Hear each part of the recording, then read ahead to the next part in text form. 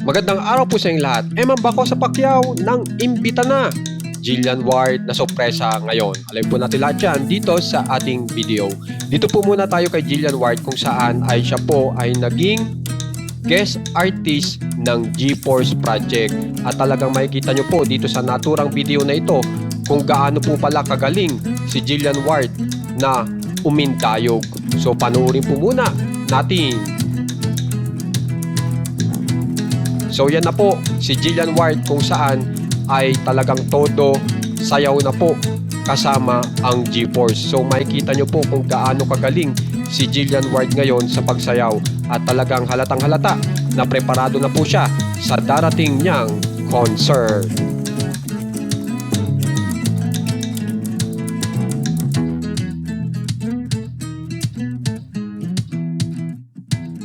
At ngayon naman po ay ipapakita ko sa inyo kung saan ay siya po ay bagong family na nitong The Clash ng GMA.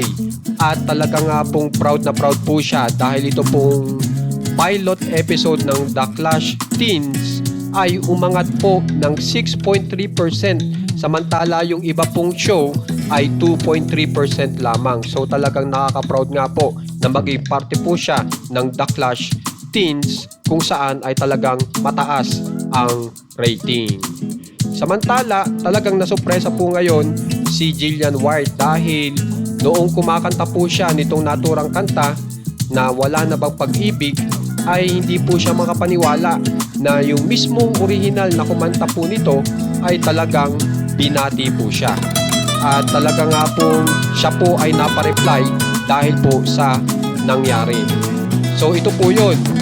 Ang kumanta po kasi nitong Wala Na Bang Pag-ibig ay si Jaya na ang nasabi po kay Jillian Ward ay wow, ang galing naman. At ang sabi naman ni Jillian Ward ay I miss you po, love you. So talagang halatang talagang na-exercise na po talaga ang boses ni Jillian Ward sa pagkanta. Kasi alam naman po natin kung inyong maalala sa mga nakaraang balita po natin ay talagang kumuha pa po yan ng coach para gumaling po yung kanyang pagkanta. At kung maalala nyo, nagkaroon pa sila ng tinatawag na boxing na kung saan ay habang siya ay nagbaboxing ay kumakanta. So medyo kakaiba pero talagang epektibo yung naging resulta. Kaya naman po si Ma'am Jaya ay talagang napahanga sa kanya. Samantala, dito naman po ay halatang paparating na po talaga ang kanyang concert dahil nag-pictorial na po si Ma'am Jillian Ward. At mapapansin nyo po kung gaano ka-seductive ang kanyang mga photos ngayon. Pero meron po ako sa inyong sorpresa patungkol dyan. Noong ini-upload po yan ni Ma'am Jillian Ward ay may isang lalaki na kasama po sa pinag-uusapan nila ni Boy Abunda na nag-like po niyan. So ipapakilala ko po sa inyo kung sino itong lalaking ito na sinasabi ni Boy Abunda na isa sa napapalink kay Ma'am Jillian Ward. At ito po yun, si Sir Kobe Brown. So yan po yung nag-like noong nag-upload po si Jillian Ward nitong mga naturang larawan na ito. So kitang-kita nyo na nakalagay like by Kobe Brown. At ito nga po si Kobe Brown. Samantala, after niya nag-post pa si Jillian Ward na kung saan ay talagang blonde naman siya. At talagang halatang halata nga pong Barbie na Barbie ang kanyang ganda rito.